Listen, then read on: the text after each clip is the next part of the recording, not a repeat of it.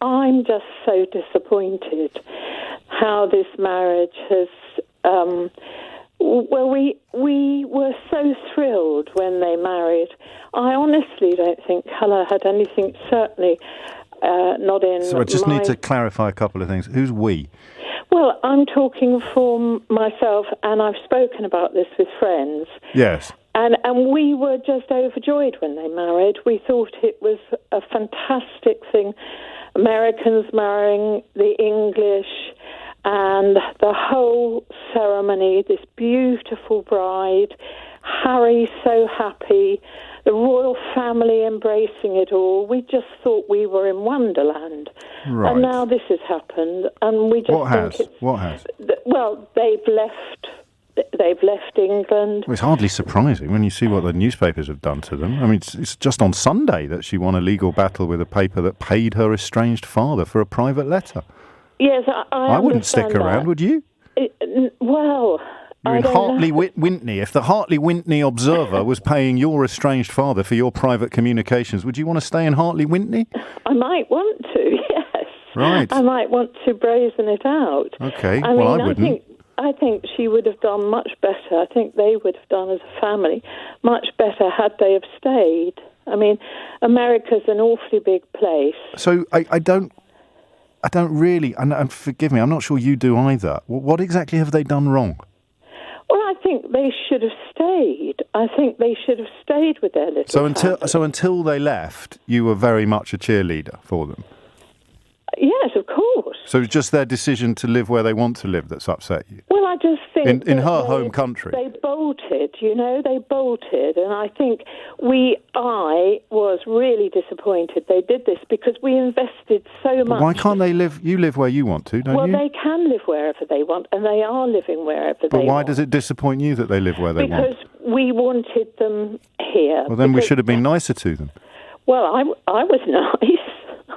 I don't know about anyone else, but I was nice, and I just thought it was a wonderful thing, just a wonderful, happy story, which sadly is ended. But it's still happy. Well, I mean, the pictures are beautiful of the pregnancy. Why are you laughing? Well, I think if that photographer took a picture of me, age 76, I'd look pretty beautiful too. But I don't think you can. I don't understand that point. People have got a happy life just by showing a picture. But you said you're disappointed in them because they live where they want to live. I'm not disappointed. You've said it 4 times since you rang in. I don't want to have a fight with you, but it's as if we're both dancing around something here. No, I'm disappointed that they left. Right. I'm disappointed that they actually left. Having had that magnificent wedding with the whole country embracing them, I just feel... Well, I mean, that's simply not true, is it? The whole country wasn't embracing them. There was already a lot of negativity in play. So, picture this. A caller on LBC rings in, already fuming about Prince Harry and Meghan Sussex.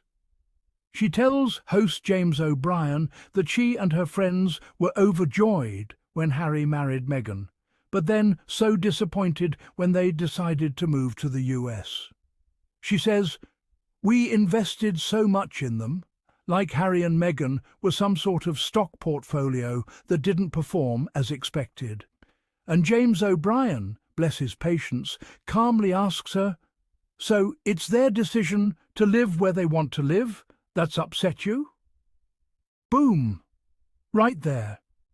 The simplest question, and yet it completely exposes the nonsense.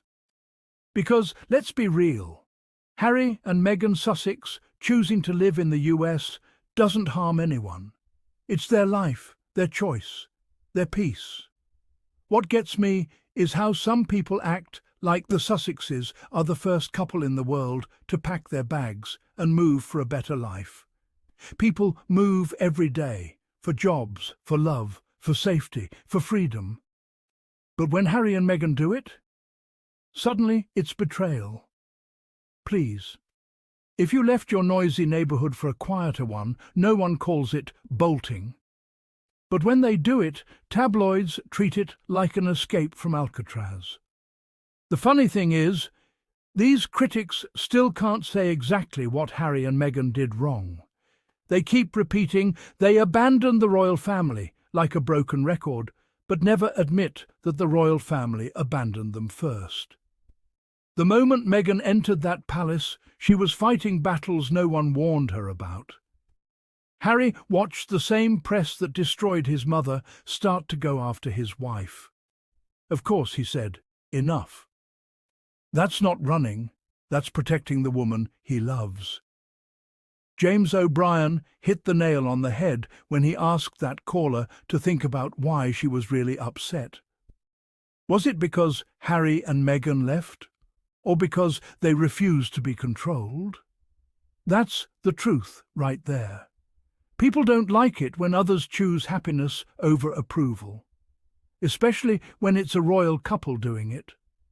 And let's talk about this idea that the public invested in them. Really? Did people buy shares in the Duke and Duchess of Sussex? Because if so, I'd say the return on investment has been phenomenal. Global influence, philanthropy, inspirational work, millions raised for charity, and a masterclass in how to walk away with dignity. If that's a bad investment, I'll take 10 more. The British tabloids love to paint Harry as lost and Meghan as manipulative. But what I see are two people thriving. They've got their kids, their projects, and their peace. Meanwhile, the critics are still sitting on radio call-ins, complaining about people who haven't lived in the same country for years. Imagine being that pressed about someone else's happiness. And the irony, people keep saying Harry's changed, like it's an insult. Of course he's changed.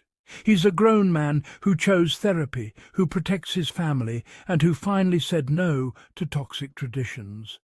If growth bothers you, maybe you should try it sometime. It's also hilarious how the media tries to act shocked that Meghan wanted to move back to America. She's American. That's like being surprised that fish like water. The woman moved to the UK, endured the circus, and when things got ugly, she and Harry decided to start fresh. And look at them now, successful, independent, and unbothered. James O'Brien handled that call perfectly because he didn't shout, he didn't insult, he just made the caller face her own bias. Why does Harry and Meghan's happiness make you so angry? Why does their freedom offend you? It's because people got used to seeing them under control. The moment they stopped playing that role, the mask slipped, and the critics lost their favourite storyline. Let's be honest, the same people who complain about Harry and Meghan leaving would also have complained if they stayed. If they kept silent, they'd say they were boring. If they spoke up, they'd say they were attention-seeking. So really, the Sussexes made the only move that made sense. They took their power back. Sussex didn't bolt. They bloomed. If you loved this breakdown, hit that subscribe button and don't forget to tap Super Thanks to support the Sussex Squad. Tabloids will never print. Drop a comment below and tell me, do you think the Sussexes owe anyone an explanation? Or have they already given enough by simply choosing peace? Because at the end of the day, peace is the greatest revenge.